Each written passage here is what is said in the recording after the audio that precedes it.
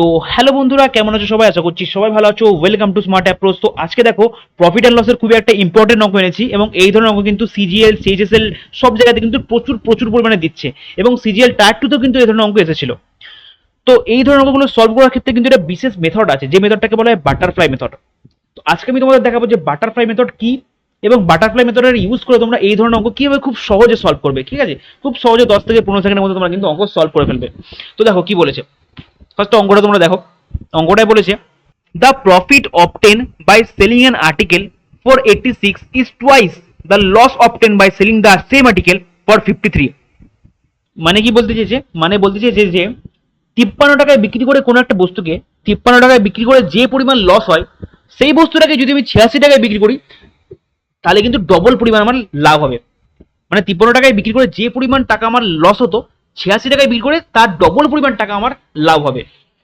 তো দেখো ফার্স্টে তোমরা কি করবে, ফার্স্টে আমি তোমাদের বাটারফ্লাই স্ট্রাকচারটাকে দেখিয়ে দিই যে বাটারফ্লাইটা কেমন হয়, তোমরা স্ট্রাকচারটা রেডি করবে।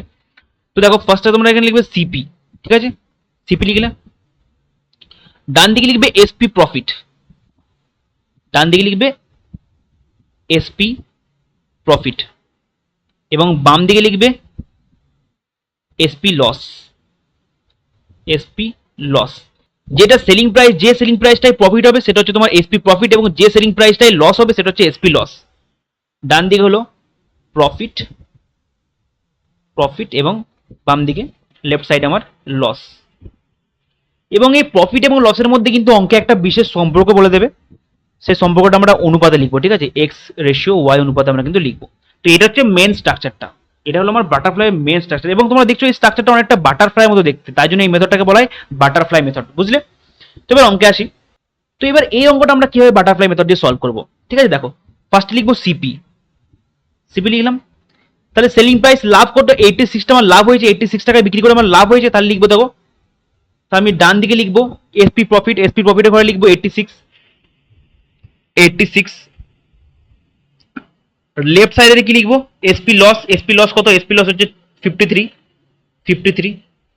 এবং এদের মধ্যে দেখো এই এসপি প্রফিট এবং এসপি লস মানে দুটোর মধ্যে কিন্তু সম্পর্ক আমি বলে দিয়েছি। সম্পর্ক কি বলেছে, বলছে প্রফিট হচ্ছে লসের দ্বিগুণ হচ্ছে। দেখো প্রফিট লসের দ্বিগুণ হচ্ছে, তাহলে প্রফিট 2, প্রফিট যদি 2 ইউনিট হয় তাহলে লস তোমার 1 ইউনিট হবে। ঠিক আছে, ডান দিকটা বলেছি প্রফিট, ডান দিকটা মনে রাখবে প্রফিট, এবং বাম দিকটা হচ্ছে লস।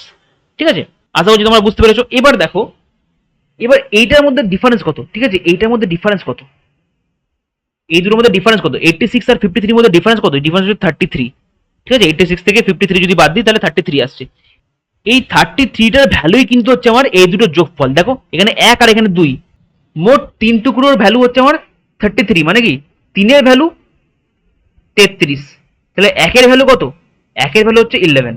ঠিক আছে, ব্যাস হয়ে গেল। এবার দেখো 53 টাকায় বিক্রি করে কিন্তু আমার 1 ইউনিট লস হয়েছে। ঠিক আছে, 53 টাকায় বিক্রি করে আমার 1 ইউনিট লস হয়েছে। তার মানে কি, যদি আমি 53 সঙ্গে এই 1 ইউনিটটা যোগ করে দিই তাহলে আমি কস্ট প্রাইস পেয়ে যাবো।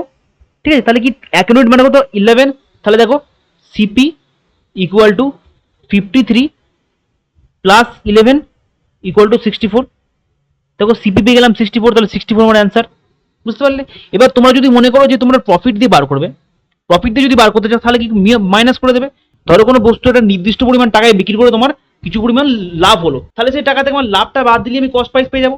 তাহলে দেখো এইখানে 86, 86 টাকায় বিক্রি করে আমার কত পরিমাণ লাভ হয়েছিল, আমার 2 ইউনিট লাভ হয়েছিল। ঠিক আছে, দেখো 86 টাকায় বিক্রি করে আমার 2 ইউনিট লাভ হয়েছিল।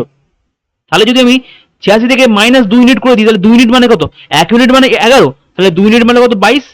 তাহলে 86 থেকে আমি যদি 22 বাদ দিই তাহলে কিন্তু আমি দেখো সিপি পেয়ে যাচ্ছি। তুমি যে কোনো ধরে করতে পারো, তুমি লস দিয়েও বার করতে পারো সিপি, তুমি প্রফিট দিয়েও বার করতে পারো। মনে রাখবে যে যখনই লস হয়, লস থেকে আমার কস্ট প্রাইস বার করতে গেলে যোগ করতে হয়, এবং প্রফিট থেকে আমার কস্ট প্রাইস বার করতে গেলে বিয়োগ করতে হয়। তাহলে 64 হচ্ছে আমার একটা অ্যান্সার। আশা করছি তোমরা বুঝতে পেরেছো। তো খুবই সহজ ছিল, এই ধরনের অঙ্ক কিন্তু তোমরা বাটারফ্লাই দিয়ে আরামসে করতে পারবে। তো মেনলি এটাই হলো আমার বাটারফ্লাই মেথড, এবং তোমরা দেখলে যে এই মেথডটার সাহায্যে কিন্তু কত সহজ আমার অঙ্কটা কিন্তু সলভ হয়ে যায়। মেন হচ্ছে স্ট্রাকচারটা। ঠিক আছে, এই স্ট্রাকচারটা যদি তুমি রেডি করতে পারো তাহলে কিন্তু অঙ্ক খুব সহজ হয়ে যাবে। তো আশা করছি তোমরা খুবই সহজভাবে বুঝতে পেরেছো। যদি তোমরা এটা বুঝতে পারো তাহলে তোমাদের জন্য কিন্তু আমি একটা হোমওয়ার্ক এনেছি, তোমরা হোমওয়ার্কটা অবশ্যই ট্রাই করবে। তো এটা হলো তোমাদের হোমওয়ার্ক। তো এই হোমওয়ার্কটা কিন্তু তোমরা অবশ্যই ট্রাই করবে, এবং কমেন্ট বক্সের অ্যান্সারটা আমাকে জানাবে। তো এবার তোমাদের বলে রাখি যে এই ভিডিওটা হলো বাটারফ্লাই মেথডের পার্ট 1, এর কিন্তু এখনো পার্ট 2টা আমার বাকি আছে, এখনো কিন্তু অনেক কিছু বলা বাকি আছে। তো নেক্সট দিন কিন্তু আমি বাটারফ্লাই মেথডে কিন্তু পার্ট 2টা আনবো। তো তোমরা কিন্তু পার্ট 2 এর জন্য অবশ্যই রেডি থাকবে। তো দেখা হচ্ছে বাটারফ্লাই মেথডের পার্ট 2 তে। ততক্ষণ তোমরা ভালো থেকো, সুস্থ থেকো, বাই বাই, টেক কেয়ার।